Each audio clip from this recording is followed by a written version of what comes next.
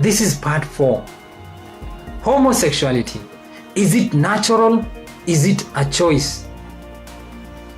There are implications of it being natural. One of them, you cannot deny someone the essence of his existence. Right? If I am a woman and I naturally produce children, you cannot, deny me the beauty of producing children. But some of those people, including the European Union, they actually support that. Eugenics and all those other things. Anyway, but besides that, the laws against nature are discriminatory, aren't they? And then when something is natural, its growth is inevitable. If lesbianism is natural, it won't go away. It will keep growing and growing and growing. So why are we impeding something that will keep on growing?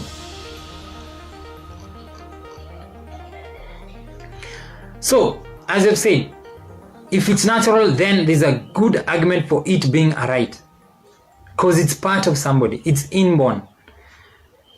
A right is something to do something that is free of government interference. A right should not interfere with the freedom of others. You have no right to receive something, only to do something. So this is just a bit of a diversion, but let me just go with it just a minute or two. Receiving something is a privilege, it's not a right. No one has a right to education, no one has a right to healthcare, no one has a right to housing, no one has a right to a marriage certificate from the government, no one has a right to be recognized, their sexuality.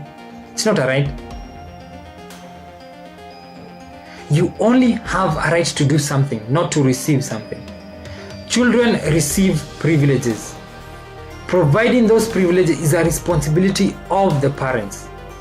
It's a responsibility that arises out of the natural condition of the child, their age and their dependency that comes with that age, right?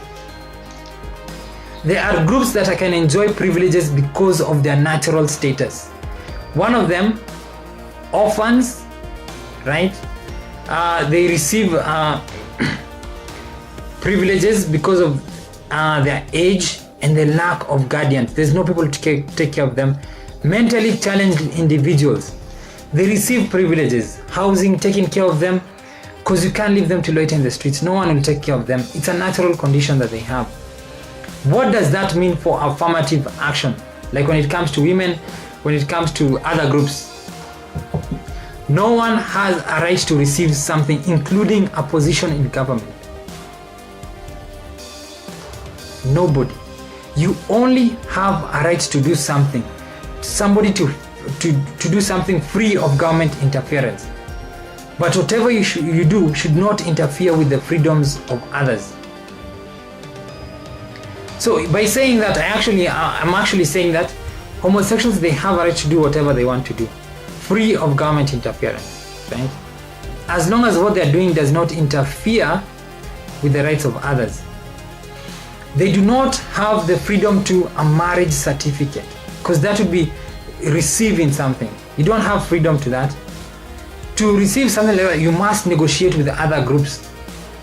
Anyway, that was a diversion.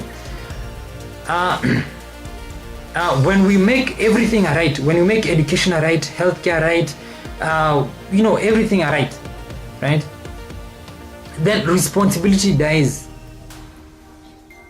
Why would parents provide for something when education is free? Why would you plan for your child's future? Why would you work hard? When they just can get it for free, you can go around drinking. Initiative suffers when everything is a right. Why should you apply for that job when you can get welfare? Something that's afflicting the black community. The more welfare they get, statistics show, the poorer they become. Why start that a business when George Soros is saying that you have a right to receive a minimum level of income? So why not just stay at the minimum and live your life? Creativity is lost when you make everything a right, because people would stop thinking, how do I get out of this mess? Yes, I have this situation, it's bad. How do I get out of it? What products do I make for other people, right? Creativity is lost when you make everything right, because everybody will just wait and receive. Nobody would do something that would encourage others to give them something based on what they have given them. The idea of exchange would be lost. Back to rights. Back to, is it natural? Is it a choice? Genetic evidence for homosexuality. There is an argument that there may be genes that predispose men and perhaps women to be gay. And guys had identified a gene, XQ28, that was reported as having influence on sexual orientation. So in June 1984, there was an article written in the Chicago Tribune. An anonymous researcher had something to say.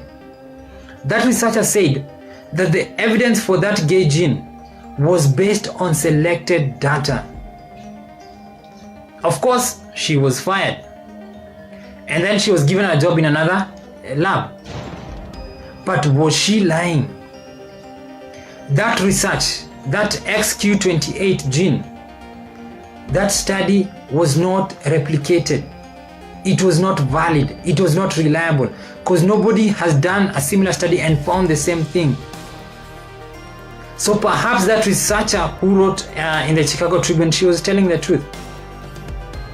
So without evidence of there being a gay gene or it being genetic, this is what these proponents do. The George Soros and other people. They just say that research is being done and the results are inconclusive, to give you doubt in your head, when they truly know that the research is a bit conclusive, that there is no gay gene. What they actually mention is what they cannot dispute, that the environment has an impact on gayism. For example, let me just use myself as an example. When I move my hair back, right, it looks feminine and it actually irritates me. I want to actually to hold it back at the end, because I've never been around a group of people who had dreadlocks when I was young. Let's say Rastafarians, the men and whatever. So how I move it back is very different from how other guys who have grown up in an environment where they have, you know, plenty of guys wearing dreadlocks, how they do that. Your environment matters. For example, the Azande society, right? The nobles took many women, left no women for the boys. The boys resorted to masturbation and homosexuality. The environment mattered. When you go to boarding school, what happens to you there? The impact of boarding schools and homosexuality. The environment matters, because most of the people who pick up lesbianism and gayism, they pick it up from boarding schools. Not day schools, perhaps day schools, but mostly boarding schools. The environment matters, because when you have people like George Soros, when you have people funding groups like the Gay and Lesbian Coalition, and then those one, their members, the transgender advocacy groups, and that it's an entire chain, and it's trying to tell you transgender is okay without providing evidence for it, just saying research is being done. When you have that kind of bombardment, this gay rainbow and all those other things, your environment matters. There is no genetic evidence to prove this thing. There is only evidence to show that environment matters. Let me use another example. When it comes to Eric Omondi, I'm not saying he's gay, I'm just saying he loves being naked. He's naked all the time. He can't do that unless he was in the entertainment industry, because which other profession would allow him to be naked? And people are okay with that. When it comes to Shaniqua, dressing as a lady when you're a man, which other profession would allow that? Creative industries would. And that's why you see most of the gay people, a lot of gay people are in the creative industry. They're there doing fashion. They're there as actors, because that kind of industries allows for certain kinds of things. Another thing that people environment.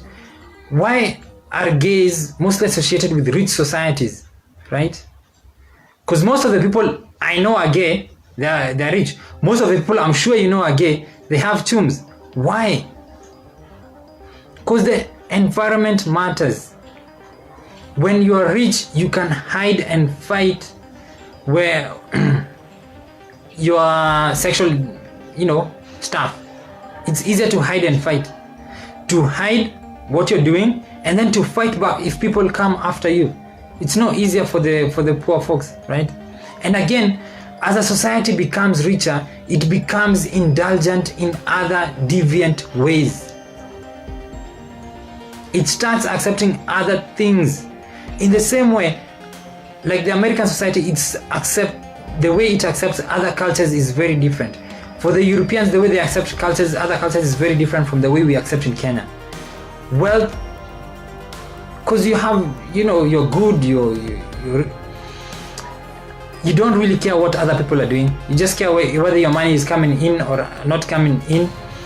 And the idea of privacy, you can go and live in your own space regardless of what other people are doing. It's all there. Your environment matters. That's what I'm trying to say.